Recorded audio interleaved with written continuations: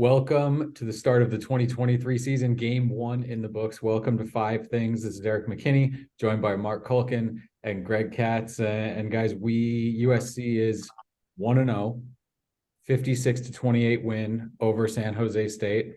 Not that easy as we get into it, though. And then we'll go through our five things and we'll go right off the bat. First thing for us, as always, our player of the game. Marc, you go ahead and go. Who's your player of the game?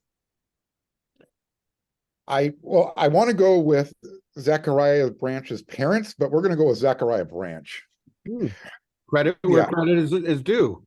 Yeah, let's start at the top, right? That's right. So, how often do you see a freshman come in and make an impact on a game the way he did? I probably have to go back to Reggie Bush, and it didn't happen in his first game. Zachariah Branch stepped in. And when the team was kind of teetering, which way, the game could have gone another way, he returns a kickoff return for 95 yards, touchdown, boom.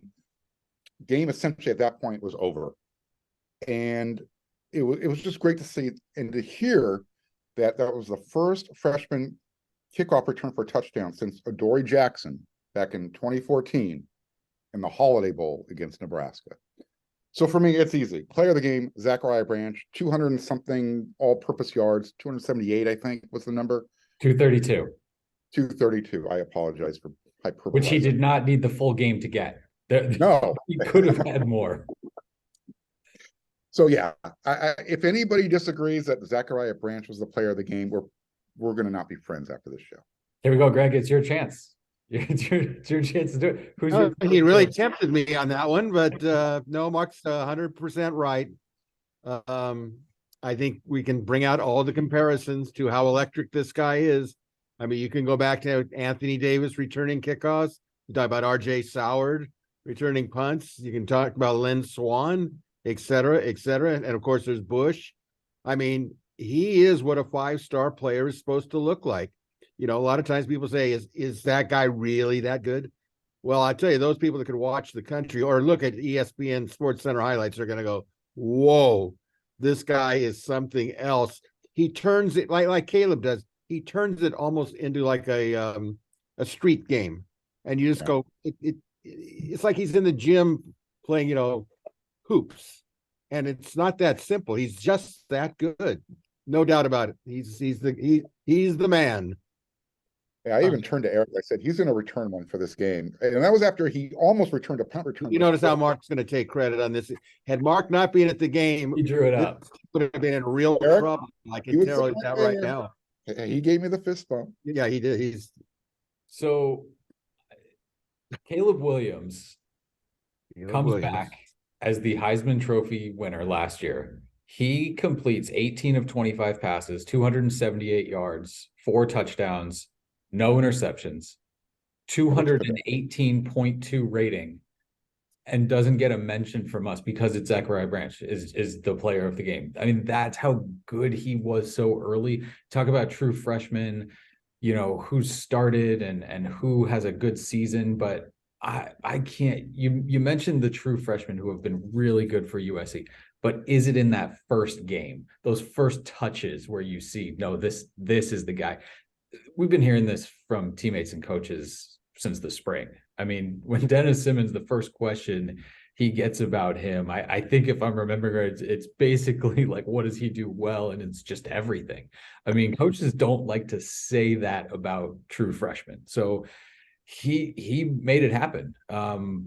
He was up at the podium post-game. Lincoln Riley does not just send freshmen to talk to the media. It took him one game for Lincoln Riley to have to say, yeah, he's that guy. He's got to be up there. So what I think is really interesting is that everybody saw this coming. Nobody was surprised that he did this.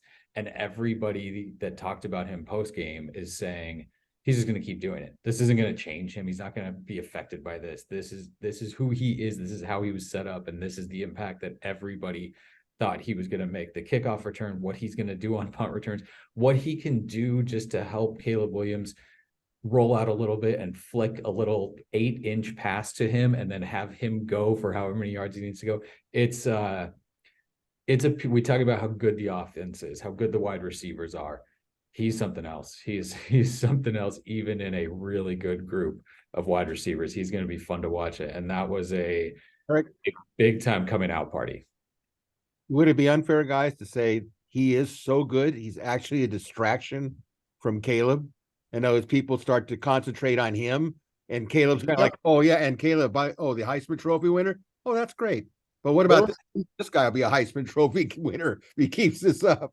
There was at least 5 questions asked in the post-game presser before Caleb was asked a question.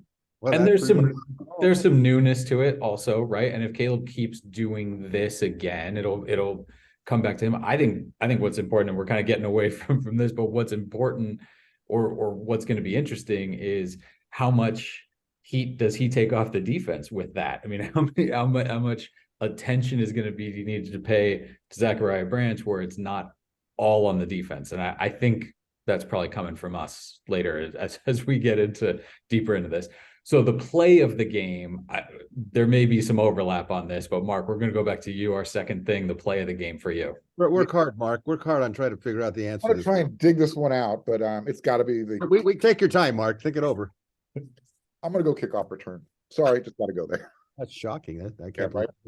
Look, for Zachariah Branch to step up in that moment when USC's defense, again, it's not like USC's defense was playing bad, but they were having bad moments, and that kickoff return stemmed the tide of having another bad moment having an opportunity to happen. So I don't know how to put it any better than that. It was just the right time when it was necessary, because it essentially put the game away. San Jose State scored again, but at that point it really didn't matter. USC, it's almost like, all right, we got to take it up a notch. And I think that's what Zachariah Branch did. Caleb Williams talked about it in the press conference. Maybe I need to lead a little bit better during the week. That's where maybe some of the lackadaisical play maybe showed up during the game. Zachariah Branch doesn't have that type of lackadaisical, I need to do better the next time out. Even Justin Dieter said it afterwards. He's coming up to me and saying, hey, Didi, you okay? So you've got that type of infectious energy. It resonates through the whole team, not just in your offensive room. It resonates to the defense with special teams. It just juices up the entire team when that happens. Greg, your play of the game. That's what Marc said. I mean, bottom line is he changed the whole complexion of the Coliseum. Yeah. Everything. I mean, people were so distracted. I mean, I can speak for my own self. I was so disgusted with the defense. I couldn't even look straight in the first half. I mean, to me, it was horrendous, but we'll talk about that at another time. But when Branch did his thing, it's like completely changed. It's like someone gave you a box of sugar cookies and it changed your whole attitude. And, not many players can do that. And not that many people can fire up a stadium. All I kept thinking about, honestly, guys, was Anthony Davis returning kickoffs against Notre Dame and the electricity that it shot into the SC teams at the time. Reggie, the same thing. It's, very few players can really do that. And he changed the attitude of both sides of the ball, in my opinion. Yeah, the play of the game positively is the kick return. I think there's a negative play of the game, and this kind of hits on a few of these. That touchdown that USC gave up right at the end of the first half, and really it was a handful of plays that USC could have foot on the gas, gone down and scored. They didn't. They go backwards. It's 3 and out, and then you think, well, just hang on, get the ball back in the second half, and then to give up that drive and that play. And clearly Lincoln Riley after the game, not amused by that. He brought that one up. He wasn't smiling. Several times brought that play up. So again, that to me is one of those plays of the game where this is still where you are in terms of where you want to go, right? In terms of where you want to be defensively, where you want to be as a team, you can't give that one up. And so that is a reminder of kind of what the bad potential still is on that side of the ball. Third thing, let's go back to Marc, and that's the expectation you had coming into this one that was met in this game. We're Well, going back to it was Zachariah Branch. it was almost no, it was almost met. They won. They won handedly. I gave a pregame prediction score 63-23. And they should have been there. When you look at the plays that they gave up, I'm not worried about the 28 points they gave up. I would have liked that to have been 21 or under. Nevertheless, offensively, I felt like USC came out and they weren't there. They could have done more. I thought the running game was great. But as far as the expectation met, they won the game handedly. But as the coaching staff and the players said after, we got a lot of work to do. Greg, your expectation, Matt. Well, I can't say anything other than what Marc said, actually, because it didn't reach my expectations in a lot of areas. I was really disappointed.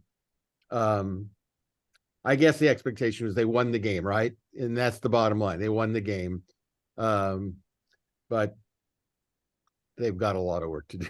They've got a lot of work to do. And I don't think Lincoln Riley was sugarcoating it in his press conference. He knows it. We know it. And really, honestly, I think the country knows it.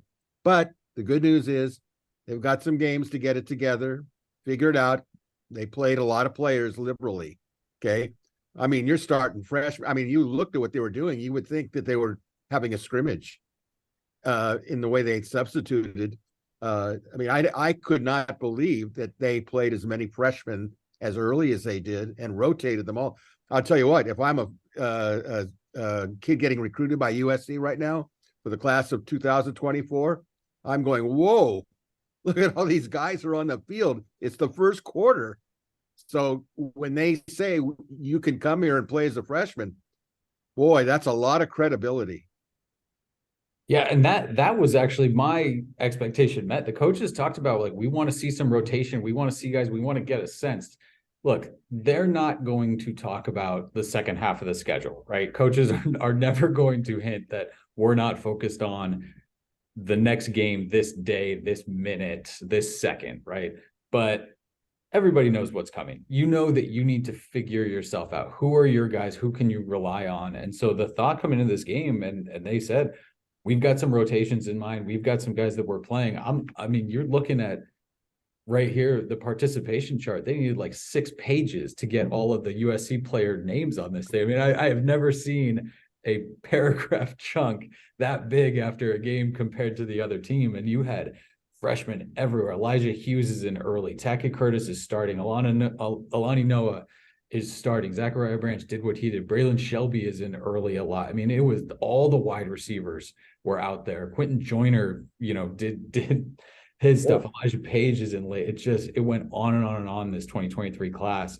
And the rotations and all of that, that's what I thought we would see, just based on kind of what the coach was talking about. I do not think we're going to see that all year long. I think it gets tightened up and buttoned in here as we go. But fun to see that many guys. I mean, the number of guys that recorded their first tackle or first catch or whatever in their first game is pretty incredible in this one.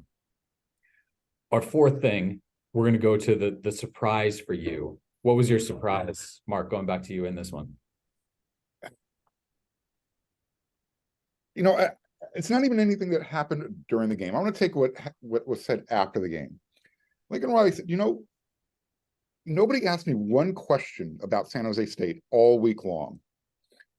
And what was ironic about that is, you just talked about how many freshmen they play. Well, you have so much respect for this program called San Jose State, yet you're putting yourself in a position with freshman players on the field that's going to make an experienced San Jose State team look good. So that was kind of a surprise to me, that just from that perspective. I guess the surprise and a positive was seeing the USC defense get as many 3 and outs as they had during the game.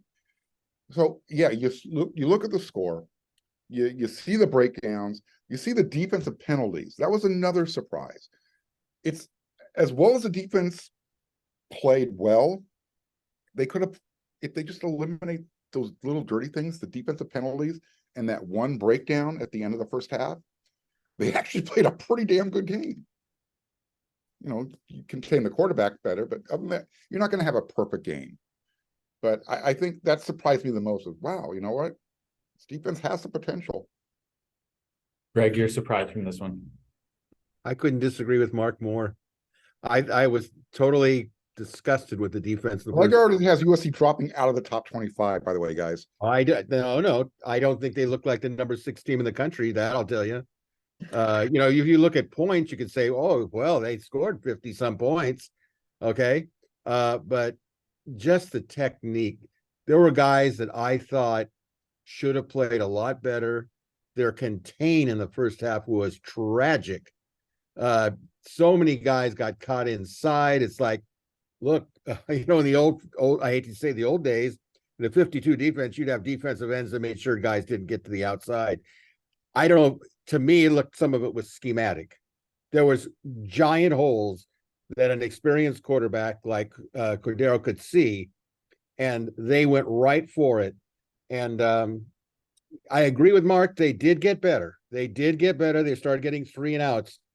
But boy, that was shaky in the first half. And, you know, again, we're playing San Jose State. This is not one of the top 25 teams in the country. And my thought was, guys, you better get your act together because you got about 5 more games to really hone in before that tidal wave of teams comes in the second half.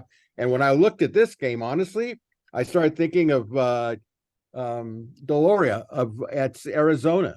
And I go, when they come in here, they're going to have a lot more bodies to go against USC. Now, SC will be a lot better. Okay, SC is going to be a lot better. But I did not think the defense played a great game. Some of the guys that were transfers, I will say this, Anthony Lucas played a really good game. I will say this, I was really impressed with Elijah Hughes. I thought Elijah Hughes was amazing.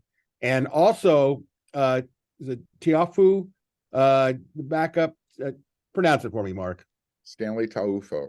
That's what I meant to say. Yeah.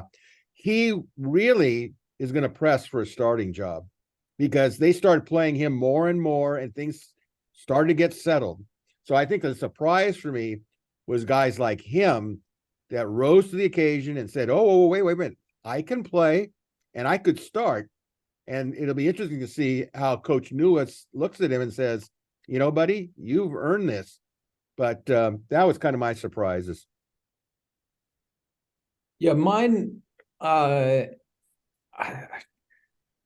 it's the first game of the year. If your first game of the year is your best game of the year, you're not a great team, right? You need to get better and better and better. But the surprise for me was that there's so much talk from this team all offseason about kind of how special they could be, how fired up they were, right? Like the goals were so clearly stated, championship, winning, all of that.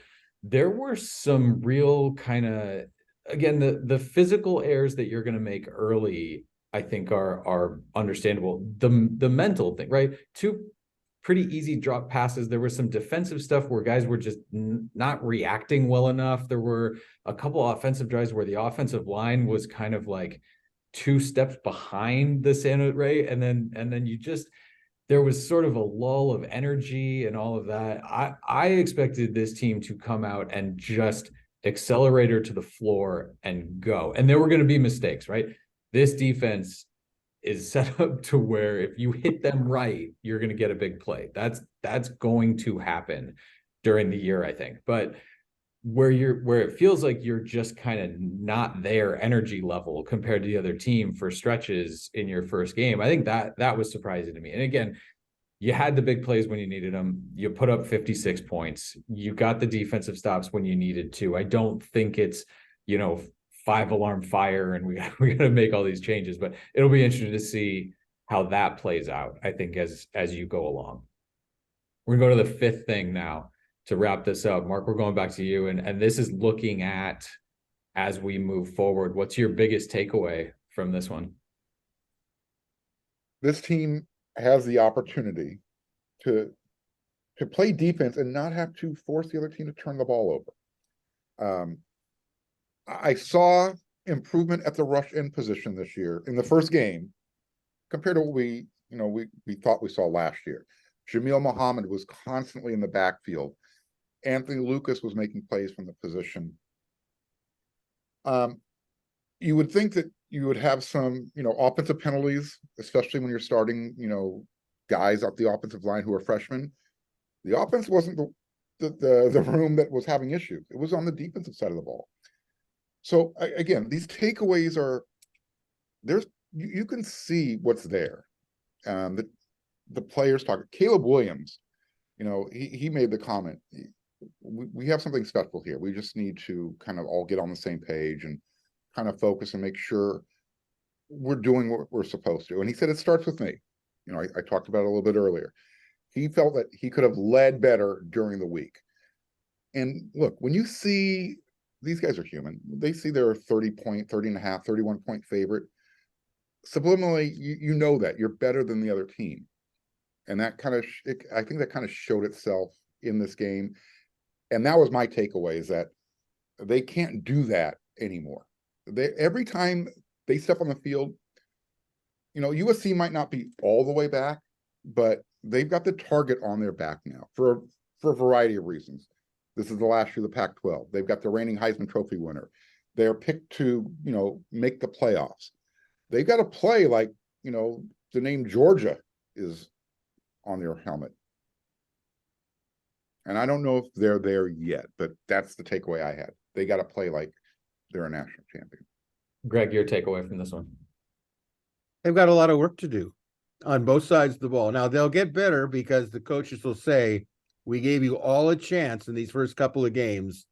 Now we're going to start honing in for the big drive where, we're not rotating all sorts of guys, as many perhaps as what they have in the past, or these first couple of games. Next week, seriously, Nevada, with all due respect, it's the bowling capital of the world. But they could get bowled over badly here. This is not going to break their 10-game losing streak when they come into the Coliseum. I think that's fair to say. But my hope will be when the guys sit down for the film session on Sunday or Monday, and they see mistakes of how they get caught with contain. I do want to mention Jabril Muhammad. I think he's going to really be a player. He really is a player. I watched how he didn't get caught inside. That, it's one thing to go backside pursuit, okay, chase somebody from behind. But when the play is a pointed attack at you, or you have a quarterback like, Cordero, he can make you, if you make the wrong move, the wrong, should we say, angle, which SC did a number of times. That's all correctable. But it has to be corrected, because if you don't, when you face better teams, and I thought I would say this, hats off to San Jose State. The way to beat USC is to ball control on offense and keep them. They did that fairly well in the first quarter and into the second quarter, because once you get behind, SC's going to eat you up because they have the offensive firepower, and then the defense gets all excited. Everybody goes, don't screw up. Everybody does what they're supposed to. So my takeaway is next week, it could be a real blowout, but I'm not concerned with that. I want to see guys do their assignment, no holding, no stupid at the end of the half, touchdowns given up. That's the stuff I'm looking for to see what the takeaway will be. We're all on the same page with Lincoln Riley, right? And Mason Cobb said it too. We have a lot. There's a lot to fix, and I don't think anyone thought when certainly when we were talking about the way the defense is sort of set up and looks, and the pieces that were added to it being a better group than was there last year. It's still not Georgia. It's still not what Michigan had, or some of these big time programs.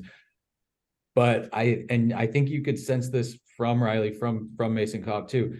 They know there's enough there to be pretty good, to be certainly good enough this year.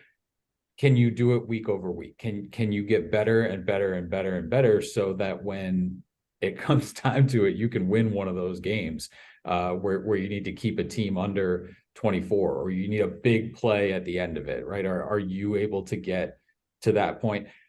And then the other takeaway too is 8 penalties in the first game. That's got to come way down. And then Zachariah Branch gives the special teams an A, and then you got to pull it back for the onside kick that you couldn't get recovered. There's just too many of those things, too many special teams things that aren't totally buttoned up, to where there's kind of confusion and just not an attacking mentality there. So those are things that kind of carried over. And and that you've got to get fixed in that regard. Again, if Zachariah Branch is going to give you 14 points for free every game, then you feel okay when it comes to that. But and I think we all touched on it, right? You put one in the win column for this one. You see who played, you start to go in on film, and now you start to make all the adjustments you need to start making for the end of the year. I think the big, huge rushes that they gave up are still concerning and alarming, especially when it's just a running back hitting a gigantic hole that has not been, that's been open before he gets there, and there's nobody there. Those are things to watch. But at the end of the day, the team celebrating in the locker room, they're 1-0, and they know kind of what the path looks like and how much work there still is to do, I think, at the end of this one. So that's our look at USC posting its first win of 2023, 56-28 over San Jose State. Those are our 5 things. For Greg Katz, for Marc Kulkin, for Erik McKinney. Thanks for watching 5 Things. Thanks for watching WeAreSC.